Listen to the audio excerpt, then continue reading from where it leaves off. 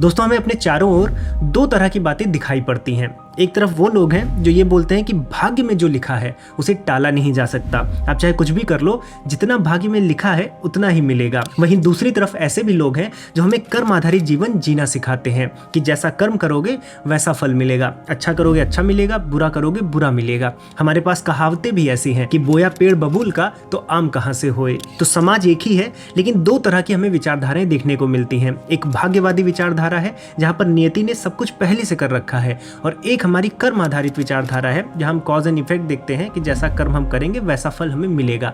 और ये जो दोनों चीज है, चाहे भाग्यवाद हो चाहे स्वतंत्र इच्छा हो, जिसे हम फ्री विल भी कहते हैं, इस पर प्राचीन काल से ही मंथन होता आया है। हम सभी जानना चाहते हैं कि क्या हमारा जो भविष्य है वो पहले से ही निर्धारित कर दिया गया है, या फिर हमारे जो कर्म है या जो हमारे स्वयं के निर्णय हैं वही हमारे भविष्य का आकार लेते हैं। इस गुत्थी को सुलझाना परम आवश्यक है, क्योंकि इसका प्रभाव हमारी डिसीजन मेकिंग पर, नैतिकता पर और हमारे जीवन के उद्देश्य पर बहुत पड़ता है। तो साथियों, आप सभी का हाइपर क्वेस्ट के एपिसोड नंबर 123 में स्वागत है।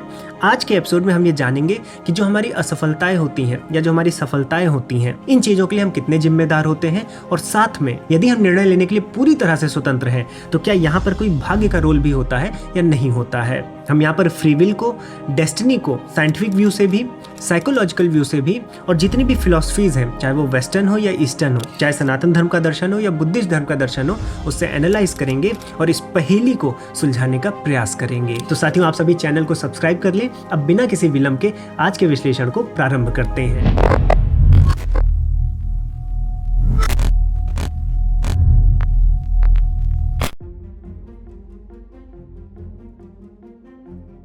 तो साथियों, हम फ्री विल और डेस्टिनी पर बात कर रहे हैं। पहले इन दोनों विचारधाराओं को थोड़ा सा समझ लेते हैं, जिससे जब इन पर मंथन करने जाए तो हम डिटेल में समझ पाएं। अब डेस्टिनी क्या है? भाग्यवाद। ऐसी विचारधारा ये मानती है कि मनुष्य के जीवन की प्रत्येक घटना, चाहे वो जितनी भी छोटी हो या जितनी भी बड़ी हो, वो पहले से ही निर्धारित है, पूर्व निर्धारित है, और मनुष्य के पास ऐसी कोई शक्ति नहीं है कि वो उसे बदल पाए। इस विचारधारा के अनुसार मेरा ये वीडियो बनाना, आपका इस वीडियो को यहाँ तक देखना, आप इस वीडियो को लाइक करेंगे या नहीं करेंगे, आप मेरे चैनल को सब्सक्राइब करेंगे या नहीं करेंगे, ये सब पहले से ही निर्धारित है। इसको ही हम नियति कहते हैं, या फिर हम इसको भाग्यवादी विचारधारा कहते हैं। यानी इस विचारधारा के अनुसार हमारे पास कोई नियंत्रण नहीं है कि हम घटनाओं को बदल सकें। वही जब हम फ्री विल की बात करते हैं, यानी स्वतंत्र इच्छा की बात करते हैं, तो इस विचारधारा में यह माना जाता है कि जितने भी घटनाएं हैं, जितने भी कर्म हैं, उनका नियंत्रण हमारे हाथों में है। तो हमारे साथ घटित होने वाली हर एक घटना के लिए हम खुद ही जिम्मेदार हैं। यानी कि अगर आप परीक्षा देने जा रहे हैं और अगर आपने अच्छे से पढ़ाई नहीं की है, तो आप जो असफल होते हैं वो आपका नियति या भाग्य नहीं था, आपने पढ़ाई नहीं की थी, इसलिए आप असफल हुए। तो फ्री विल यानी कि स्वतंत्र इच्छा की विचारधारा के अनुसार आप कर्मों पर ही पश्चाताप कर सकते हैं या कर्मों को ही सेलिब्रेट कर सकते हैं, भाग्य को नहीं। अब अगर आप सनातन धर्म के अनुयायी हैं तो आपको दोनों चीजें देखने को मिलती हैं, भाग्यवाद भी देखने को मिलता है और कर्म सिद्धांत जो है, हमारा स्वतंत्र इच्छा की जो बात है, फ्री विल की बात है, वो भी देखने को मिलती है।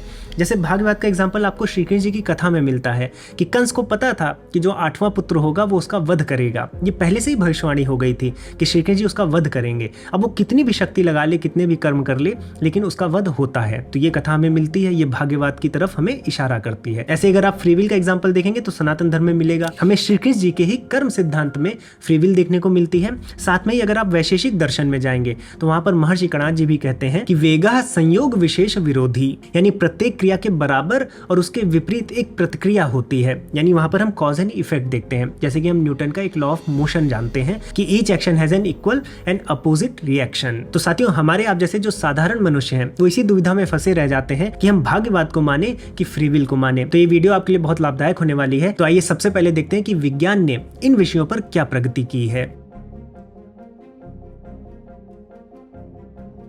अब साथियों, जब हम विज्ञान की बात करते हैं, चीज़ों को वेरीफाई करने की बात करते हैं, तो भले भाग्यवाद को हम वेरीफाई ना कर पाए, लेकिन जब बात फ्री विल की आती है तो उस पर कुछ एक्सपेरिमेंट्स रन किए गए हैं। और जब इन एक्सपेरिमेंट्स के रिजल्ट्स आए तो हमें चौंकाने वाले थे। 1980 में एक अमेरिकन न्यूरो साइंटिस्ट थे, बेंजामिन लिबेट, और इन्होंने लैब में एक एक्सपेरिमेंट किया था।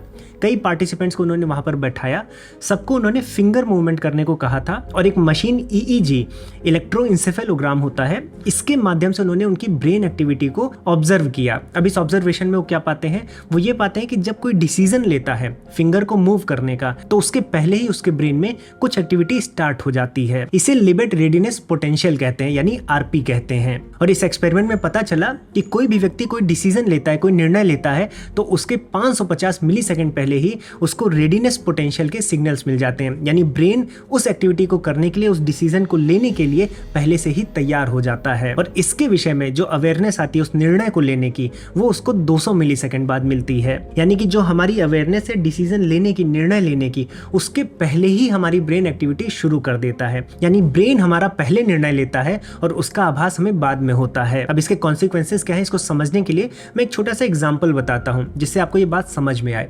मान लीजिए कि आप किसी फुटबॉल फील्ड में खड़े हैं, आप हैं, एक फुटबॉल वहां रखी है और एक कोच है।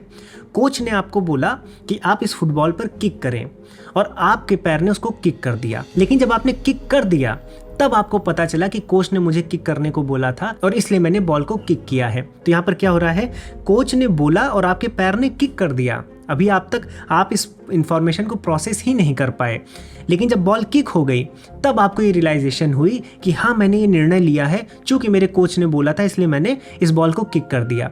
तो क्या हो रहा है कि पहले ही क्रिया हो जा रही है, पहले ही एक्शन हो जा रहा है और उसकी अवेयरनेस बाद में आ रही है। तो यहाँ पर फ्री विल पर एक बहुत बड़ा प्रश्न उठता है कि यदि कोच के कहने से मेरा पैर जो है किक कर दे रहा है और बाद में मुझे अवेयरनेस आ रही है, तो असली नियंत्रक कौन हुआ, असली कंट्रोलर कौन हुआ, वो कोच हुआ। यहाँ पर मैं कोच कह रहा हूँ एनालॉजी के लिए। ये कोच कौन है, ये हमारा ब्रेन है। यानी ब्रेन पहले ही डिसाइड कर लेता है कि ये काम होना है, उस काम को वो करवा भी देता है और उसके बाद वो काम हुआ है, इसकी अवेयरनेस वो आपको बाद में देता है। इसमें लगभग 200 मिलीसेकंड्स का फर्क है। इस चौंकाने वाली रिसर्च के बाद हमें ये पता चलता है कि जो हमारी फ्री विल है, यानी जो हमारे निर्णय लेने की क्षमता है, जो अवेयरनेस है, हमने कोई निर्णय लिया है, उसके पहले ही ब्रेन उस निर्णय को ले लेता है और उसकी अवेयरनेस हमें नहीं होती। इस रिसर्च के जो कंक्लूजन्स थे वो इतने चौंकाने वाले थे कि इस पर मल्टीपल फिर रिसर्च किए गए। 1999 में हैगार्ड और ईमर द्वारा भी इस पर शोध किया गया और पाया गया कि लिबेट सही थे। इसके बाद 2011 में इट्जाक फ्राइड करके एक न्यूरोसाइंटिस्ट थे, उन्होंने भी इस रिसर्च को 12 लोगों पर किया और उनके भी जो रिजल्ट्स थे वो बेंजामिन लिबेट की जो बात थी कि हमारा ब्रेन पहले ही उस एक्टिविटी को स्टार्ट कर देता है जो आप करने वाले होते हैं, बाद में उसकी आपको अवेयरनेस होती है, ये बात सच है। इसको एक दूसरी विधि से एक रिवर्स अप्रोच लेकर 2006 में एक प्रसिद्ध न्यूरोसाइंटिस्ट हुए हाक्वान लाउ, उन्होंने भी लैब में एक टीएमएस टेक्नोलॉजी का उपयोग किया, ट्रांसक्रेनियल मैग्नेटिक स्टिमुलेशन का। पहले क्या था कि पहले बेंजामिन लिबेट बोलते थे अपनी उंगलियां हिलाने को पार्टिसिपेंट्स को, इसमें लाउ जी ने क्या किया, इसमें उन्होंने रिवर्स किया। उन्होंने कहा आपको उंगलियां नहीं हिलानी है, लेकिन जो एक्टिविटी ब्रेन में होती है उंगलियां हिलाते समय, वो एक्टिविटी उन्होंने स्टिमुलेट की ब्रेन में, और जो व्यक्ति था उसने अपनी उंगलियां हिला दी। यानी कि पहले क्या हो रहा था कि हम पहले डिसीजन लेने को बोलते थे, उंगलियां हिलाने को बोलते थे और ब्रेन की एक्टिविटी को ऑब्जर्व करते थे। इसमें उल्टा किया गया, इसमें ब्रेन में ही वो एक्टिविटी, वो उत्तेजना भरी गई जिससे वो उंगलियां हिले, और जब वो उंगलियां हिली और पूछा गया कि क्या आपने उंगलियां हिलाने का डिसीजन लिया था, तो उस व्यक्ति ने बताया कि उसने निर्णय नहीं लिया था, या तो उसको पता भी चलता है तो उसके कुछ समय के बाद। यानी कि जो एक्शन है और जो उस एक्शन की अवेयरनेस हमें होती है कि हमने ये निर्णय लिया है, उसमें लैग है, उसमें कुछ समय का डिले है, और ये हमें बताता है कि हम एक्चुअल में वो डिसीजन नहीं ले रहे हैं, बल्कि हमारा ब्रेन हमारे लिए वो डिसीजन लेता है। अब साथियों यहाँ पर लैग से कंफ्यूज मत होइएगा कि कोई भी मशीन या सिस्टम है, अगर कुछ वो चीज कर रही है तो इतनी फास्ट कर रही है कि हमें समझने में थोड़ा सा समय लग जा रहा है और वो लैग की वजह से हमें वो अवेयरनेस में लैग है, ऐसा नहीं है। जब हमें समझ में आ रहा है उसके पहले ही वो एक्टिविटी हो गई है। इस पर एक पाथ ब्रेकिंग रिसर्च और हुआ। 2009 में 2 न्यूरोसाइंटिस्ट थे, एक बैंक्स और ईशम, और इन दोनों ने भी अपने रिसर्च में ये पाया कि जो अवेयरनेस हमें होती है ये हमें ब्रेन ही देता है। अब यहाँ पर पूरी प्रक्रिया समझिए क्या हो रहा है। ब्रेन कुछ एक्टिविटी खुद से ही स्टार्ट करता है जो आप भविष्य में करने वाले होते हैं, वो एक्टिविटी, वो एक्शन वो दे देता है, वो एक्शन हो भी जाता है, लेकिन उस एक्शन के होने के बाद उस बारे में आपको भी पता चले, ब्रेन ये अवेयरनेस बनाता भी है। यानी कि जो वो एग्जांपल था जहां पर एक कोच है जो कि आपके ब्रेन की एक एनालॉजी है, मैं ब्रेन को वहां पर कोच बोल रहा हूं, और जो आप हैं, कोच ने तो बोल दिया कि बॉल मारो, तो आप क्या है कि कोच ने जैसे ही बोला वैसे ही आपका पैर उस बॉल को मार देता है, लेकिन फिर बाद में क्या करता है, वो कोच आकर आपके दिमाग में या आपको ये बताता है कि तुमने इसलिए बॉल मारी है क्योंकि मैंने बोला है। यानी कि वो ब्रेन आपके लिए उस अवेयरनेस की स्टोरी भी बनाता है। यानी कि ब्रेन पहले वो काम कर देता है, आपके शरीर से वो करवा लेता है, फिर आप कहीं पीछे ना छूट जाएं, इसलिए उस गैप को फिल करने के लिए एक स्टोरी भी बनाता है जिसे आप अवेयरनेस कहते हैं। तो इस तरह की चीज विज्ञान में प्रूफ हो गई है। यानी बेंजामिन लिबेट जिस राह पर बढ़े थे और वो फ्री विल को समझना चाह रहे थे, और उनको बाद में पता चला कि फ्री विल एक इल्यूजन हो सकता है। जैसे हम फ्री विल सोच रहे हैं उतनी भी फ्री हमारी इच्छाएं नहीं हो सकती। उसको बाद में मल्टीपल एक्सपेरिमेंट से प्रूव भी किया गया है। अब ये हो सकता है आपको लगे कि कुछ पर्टिकुलर साइंटिस्ट हैं जिन्होंने इस तरह का रिसर्च किया है और हमें ऐसी बात पता चली है, लेकिन जिन्होंने डीएनए की संरचना की खोज की है, फ्रांसिस क्रिक, वो भी अपनी बुक द एस्टोनिशिंग हाइपोथेसिस में ये मानते हैं कि जो फ्री विल है ये पूरी तरह से एक भ्रम है। तो विज्ञान में हम फ्री विल तो मानते हैं, लेकिन फ्री विल उतनी भी फ्री नहीं है, आपकी इच्छाएं उतनी भी स्वतंत्र नहीं है जिस रूप में आप मानते हैं, जिस रूप में आप उसको देखते हैं कि हमारे जो निर्णय वो पूर्णतया हमारे ऊपर निर्भर करते हैं। इस तरह से आपकी फ्री विल नहीं है। साथ में अगर आप छोटे मोटे बेसिक एग्जांपल्स अपनी लाइफ के भी देखें तो बहुत सी चीज़ें जो आप सबकॉन्शियसली ही कर लेते हैं, जैसे कार चलाना हुआ, रास्ते पर बाएं चलना हुआ, गिटार सीख लेते हैं तो वो भी सबकॉन्शियसली हो जाता है। तो ये तो सबकॉन्शियस चीज़ है, लेकिन मोस्ट ऑफ द पार्ट जो है वो आपका अनकॉन्शियस माइंड करता है। जैसे कि आपके शरीर में बहुत ढेर सारी मस्कुलर एक्टिविटीज़ हैं, डाइजेस्टिव सिस्टम है, शरीर के अंदर ही बहुत ढेर सारा ऐसा काम हो रहा है जिसकी आपको अवेयरनेस नहीं होती है, जिसको लेकर आपकी कोई कॉन्शियस डिसीजन नहीं होता है, वो आपका ब्रेन खुद ही करता है। इसलिए आपकी फ्री विल लिमिटेड ही है, और जितनी भी फ्री विल है वो भी एक इल्यूजन ही है। तो यहाँ पर हम विज्ञान के माध्यम से समझ रहे हैं कि जो फ्री विल है वो फ्री विल तो हो सकती है, लेकिन कुछ पार्ट ही हो सकता है। मोस्ट ऑफ दी आपकी जो फ्री विल है वो फ्री नहीं है। तो हमने विज्ञान के दृष्टिकोण से समझ लिया है।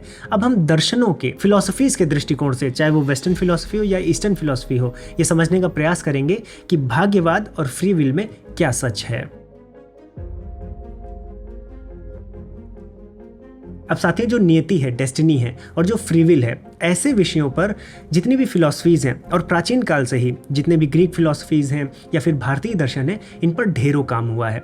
सनातन धर्म में तो आपको डिटेल में चर्चा मिलेगी, जैसे कि कर्म सिद्धांत हो गया या नीतिवाद हो गया, इन पर विस्तृत चर्चा है। और इसी प्रकार के ज्ञानदायी ग्रंथों को, चाहे वो उपनिषद हो गए, हिंदू दर्शन हो गए, हम अपने शिक्षण ऐप पर पढ़ाते हैं। शिक्षण ऐप पर 70,000 से भी ज्यादा विद्यार्थी दैनिक रूप से इन्हीं ग्रंथों को, चाहे उपनिषद हो गए, चाहे हिंदू दर्शन हो गए, इनके साथ साथ संस्कृत भाषा भी सीखते हैं। और साथियों, आप सभी के लिए एक शुभ सूचना भी है कि अभी तक हमारा ऐप केवल एंड्रॉइड पर था, अब ये ऐप iOS पर भी लॉन्च हो गया है। अब जितने एप्पल यूजर भी हैं वो भी अब शिक्षणम ऐप की सुविधा को ले सकते हैं। इसके साथ साथ हमने अपनी वेबसाइट को भी इंप्रूव किया है। हमने अब फ्री रिसोर्सेज भी ऐड करना प्रारंभ किया है, ब्लॉगिंग शुरू की है, जिससे आपको जो ऐसे इंपॉर्टेंट आर्टिकल्स हैं, जो ऐसी नॉलेज है, फ्री में मिल सके। हम शब्दकोशों को जोड़ रहे हैं, अच्छी अच्छी किताबों को, अच्छे अच्छे ग्रंथों को भी वहां पर जोड़ना प्रारंभ कर रहे हैं। तो इतने ढेर सारे फीचर्स हम शिक्षणम पर लॉन्च कर रहे हैं, इसलिए हम अगले 5 दिनों तक शिक्षणम पर ज्ञानोत्सव मना रहे हैं। इस ज्ञानोत्सव में आपको हर एक कोर्स पर 30% का एक्स्ट्रा डिस्काउंट भी मिलेगा। तो साथियों, आप आज ही शिक्षणम ऐप से जुड़े।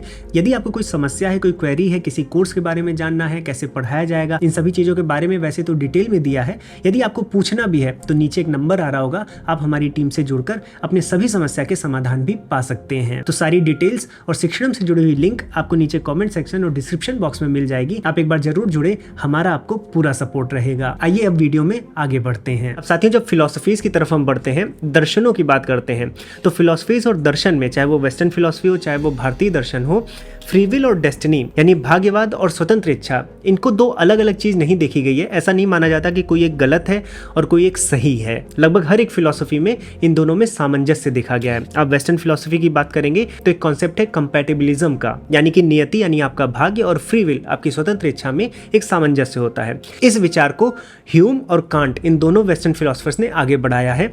ये दोनों बहुत इंपॉर्टेंट है, इसलिए मैं यहाँ पर कवर करूंगा। उसके बाद हम भारतीय दर्शनों की तरफ बढ़ेंगे। तो सबसे पहले ह्यूम के विचार देखते हैं। ह्यूम के अनुसार मनुष्य जो कुछ भी करता है वो बाहरी कारणों के कारण करता है, यानी जो बाहरी परिस्थितियां हैं उसके कारण वो कार्य करता है।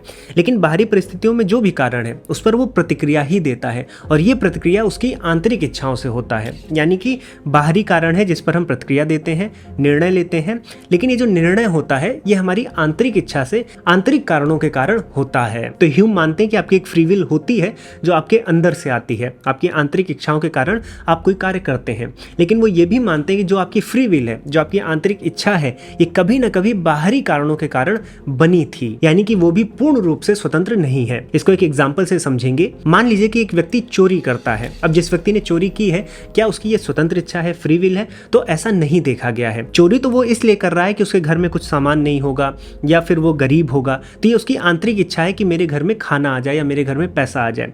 लेकिन ये आंतरिक जो इच्छा है, ये उसकी खुद की इच्छा नहीं है, क्योंकि वो ऐसे समाज में पैदा हुआ है जहां गरीबी है। साथ में वो उन लोगों के बीच में भी उठा बैठा होगा जहां पर चोरी करना या अपराध करना बहुत गंदी तरह से नहीं देखा जाता है, बहुत मोरली नीचे की चीज नहीं है, क्योंकि वहां पर प्रायोरिटी किसको दी जा रही है कि आपके पास खाना होना चाहिए, आपके पास सामान होना चाहिए जीवन जीने के लिए। तो वो एक ऐसे समाज में है जो गरीब है, जहां पर अपराध होते रहते हैं। इन बाहरी कारणों ने उसके अंदर की जो इच्छा है कि मुझे चोरी करनी चाहिए, उसको डिफाइन किया है। अब उसको लग रहा है कि वो जब चोरी कर रहा है तो स्वतंत्र इच्छा से कर रहा है, लेकिन ऐसा बिल्कुल भी नहीं है। तो जो फ्री विल का कॉन्सेप्ट है, ये फ्री विल ऐसी है कि आप आंतरिक इच्छाओं से तो कार्य करते हैं, लेकिन ये जो आपकी आंतरिक इच्छाएं हैं, ये कभी न कभी बाहरी परिवेश से बनी थी, आकार ली थी। इसलिए पूरी साइकिल होती है कि बाहरी चीजें हमारी आंतरिक इच्छाओं को आकार देती हैं, उन आंतरिक इच्छाओं के कारण हम कुछ नया कार्य करते हैं। तो एक साइकिल चलती रहती है, बाहर से अंदर और अंदर से बाहर की। तो ह्यूम के ये विचार थे। अब इमैनुअल कांट की अगर हम बात करें तो उनके भी विचार लगभग ह्यूम जैसे ही थे, लेकिन थोड़ा सा अलग थे। वो ये मानते थे कि कभी भी, जैसे ह्यूम तो ये भी कह दे रहे हैं कि आपकी आंतरिक इच्छा से जो आप कार्य कर रहे हैं वो एक फ्री विल ही है, भले वो पास्ट में किसी बाहरी कारण से बनी थी। लेकिन कांट का ये मानना है कि फ्री विल जैसी चीज हो ही नहीं सकती। फ्री विल की डेफिनेशन, बाय डेफिनेशन अगर हम जाएंगे तो हम वो कभी पा ही नहीं सकते। फ्री विल का मतलब यह है कि कोई भी कार्य करने की स्वतंत्र इच्छा, मतलब वो किसी भी चीज पर निर्भर बिल्कुल भी ना करे। यानी आपके पास जितने भी विकल्प हो, जितने भी ऑप्शंस हो कार्य करने के, उन सभी में आप इक्वली पार्टिसिपेट करें। ऐसा ना हो कि इसको करने में ज्यादा फायदा है या इसको करने में नहीं फायदा है, तब तो आप किसी ना किसी चीज पर निर्भर हो जाएंगे। मान लीजिए कि आप रोड पर जाते हैं और किसी का एक्सीडेंट हुआ रहता है। अब आप जा रहे हैं और आपको डिसीजन लेना है कि उसको हॉस्पिटल ले जाना है कि नहीं ले जाना है। तो आपके पास दो ही रास्ते हैं, आप ले जाएंगे या नहीं ले जाएंगे। यदि आपकी परवरिश अच्छी हुई है, यदि आपको ये सिखाया गया है दूसरों की सहायता करनी है, तो आप उसको लेकर जाएंगे। यदि आप इस तरह से नहीं सोचते हैं तो आप उसको लेकर नहीं जाएंगे। लेकिन ये जो दोनों ऑप्शन हैं, ये दोनों ऑप्शन स्वतंत्र नहीं है। इन पर जो भी आप कार्य करेंगे उसके पीछे कोई ना कोई कारण आपके पास्ट से, आपके एक्सपीरियंस से जुड़ा होगा। तो ये फ्री विल रही नहीं गई।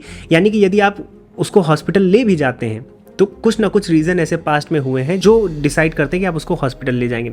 अगर आप उसको हॉस्पिटल नहीं ले जाते हैं तब भी कोई ना कोई रीज़न आपका पास्ट का या एक्सपीरियंस का या फिर आपकी परवरिश का होगा जो आप ये डिसाइड करते हैं कि मैं इसको नहीं ले जाऊँ हॉस्पिटल। लेकिन ये जो दोनों ऑप्शन है ये पूरी तरह से फ्री नहीं है। आप ऐसा नहीं कर सकते कि आप टॉस करें और टॉस करने के बाद जो आए वो आप करें, बिल्कुल ऐसा नहीं होगा। अगर टॉस से भी आप डिसाइड करते हैं तो आप टॉस पर भी निर्भर करते हैं। तो यहाँ पर कांट का ये कहना था कि फ्री विल एग्जिस्ट कर ही नहीं सकती है। फ्री विल का मतलब ही यही होना चाहिए कि मैं अपनी इच्छा से कुछ भी कर सकूं, लेकिन आप कभी भी अपनी इच्छा से कुछ भी नहीं कर पाते हैं। अगर आप उसकी स्टडी करेंगे तो कहीं ना कहीं आपके द्वारा किए गए काम का कोई ना कोई कारण जरूर मिलेगा, और जब कारण आ जाता है तो वहां फ्री विल नहीं रह जाती। तो साथियों, ये वेस्टर्न थॉट्स थे, दो इंपॉर्टेंट फिलोसफीज थी जो मैंने आपको बताई। अब हम बढ़ते हैं सनातन धर्म की तरफ और देखते हैं कि हमारे सनातन धर्म ग्रंथों में भाग्य को लेकर और स्वतंत्र इच्छा यानी जो हमारी फ्री विल है उसको लेकर क्या कहा गया है।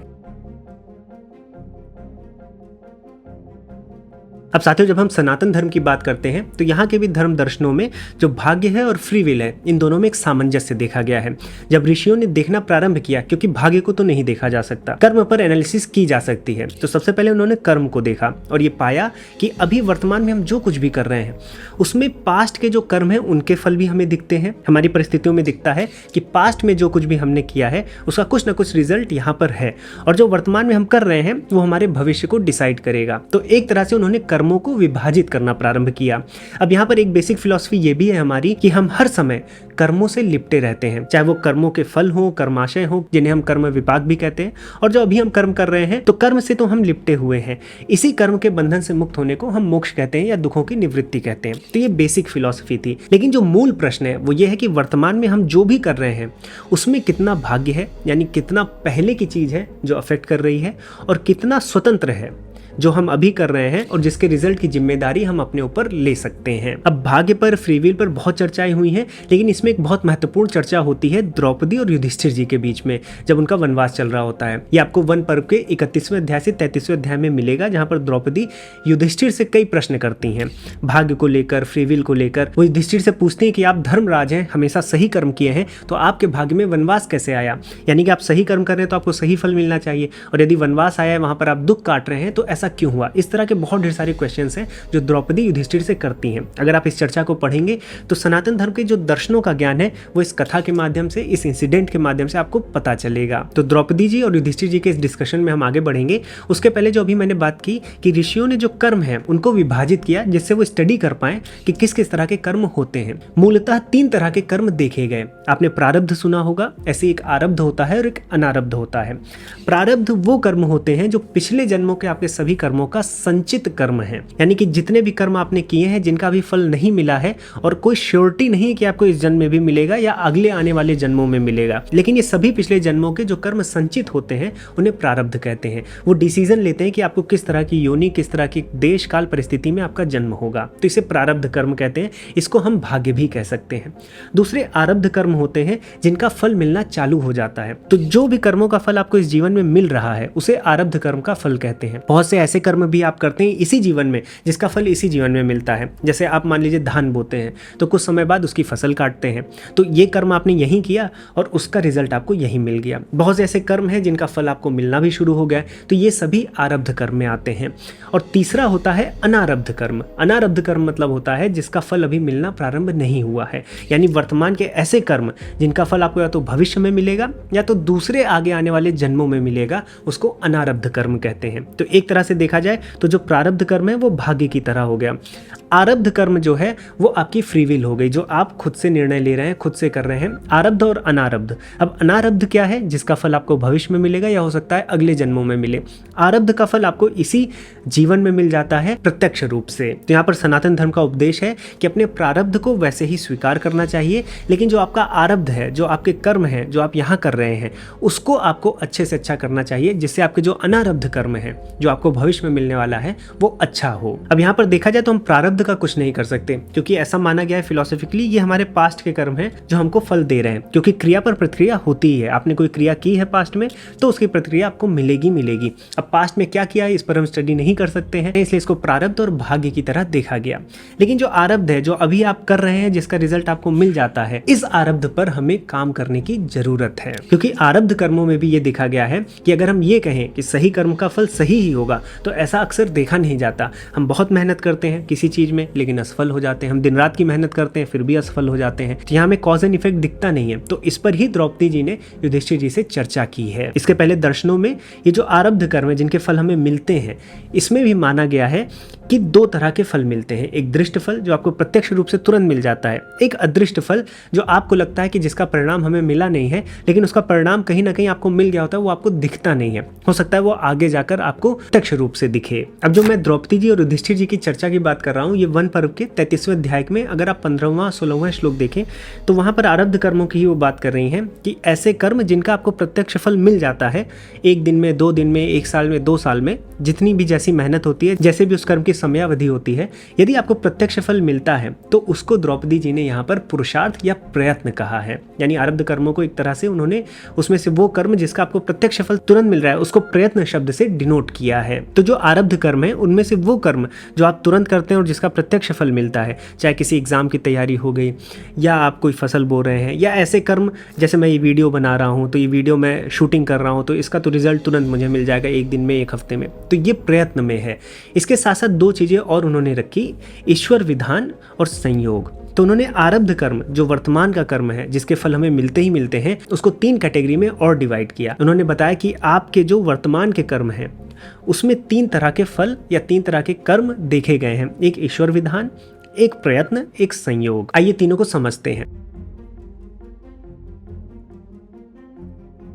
ईश्वर विधान क्या है? जैसे आपके शरीर के अंदर बहुत सी ऐसी एक्टिविटीज़ हैं जिस पर आप नियंत्रण नहीं कर सकते। आपका खून का दौड़ना हो गया, नर्वस सिस्टम का काम करना हो गया, इस पर आपकी कोई फ्री विल नहीं है। तो ये शरीर के आंतरिक बहुत सी ऐसी चीज़ें जिस पर आपका कंट्रोल नहीं है। ईश्वर ने आपको ये योनि दी है, मनुष्य बनाया, तो बहुत सी चीज़ें आप मनुष्य की तरह करेंगे, तो इस पर आपका कोई कंट्रोल नहीं है। ये ईश्वर विधान है।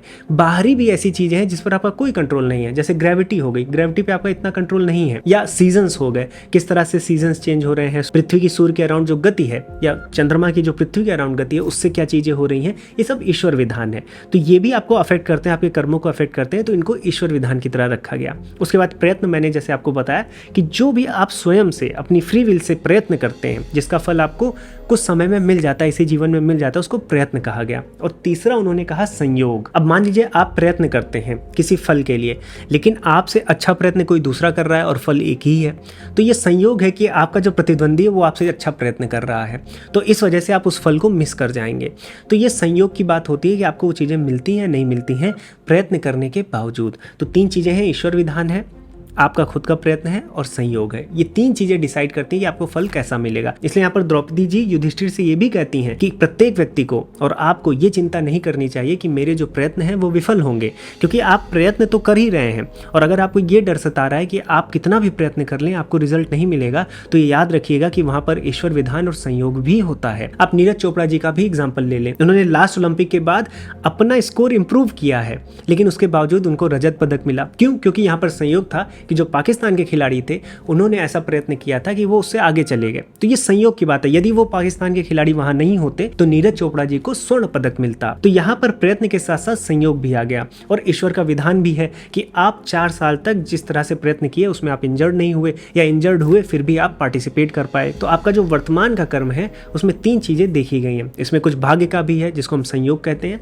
और कुछ आपकी फ्री विल है जिसको हम प्रयत्न कहते हैं, और इसके अनुसार आपको फल मिलता है। तो जो ये मानते हैं कि सब कुछ ईश्वर ही कर रहे हैं वो भी गलत है, जो ये मानते हैं कि सब कुछ संयोग ही है वो भी गलत है, और जो ये मानते हैं कि सब कुछ मैं ही कर रहा हूँ, प्रयत्न कर रहा हूँ, मैं ही, मेरी ही फ्री विल है, वो भी गलत है। इन तीनों का समन्वय है, इन तीनों का सामंजस्य है, ये हमारे ऋषि मुनियों ने सनातन धर्म में बताया है। तो साथियों, साइंटिफिक दृष्टिकोण से, साइकोलॉजिकल दृष्टिकोण से, फिलॉसफी से और भारतीय दर्शनों से फ्री विल और डेस्टिनी को समझने के बाद एक निष्कर्ष निकलता है कि हम फ्री विल और डेस्टिनी को ब्लैक एंड व्हाइट की तरह नहीं देख सकते। हम ये नहीं मान सकते कि एक सही और एक गलत है, या ये सही है ये गलत है। दोनों में एक सामंजस्य है। उसी सामंजस्य को हम स्टडी कर सकते हैं और समझ सकते हैं कि कितना हमारा प्रयत्न है, कितनी हमारी फ्री विल है, और कितनी हमारी डेस्टिनी या भाग्य है, संयोग है, ईश्वर का विधान है। सनातन धर्म के अनुसार जो आपका प्रारब्ध है या जो आपके भाग्य है, ईश्वर का विधान है, जो संयोग है, ये एक ढांचा तैयार करता है, लेकिन उस ढांचे के अंदर कार्य करने की जो क्षमता है वो आपका प्रयत्न है, वो आपकी फ्री विल है। और यही जो द्वैत का भाव है, भाग्य और फ्री विल,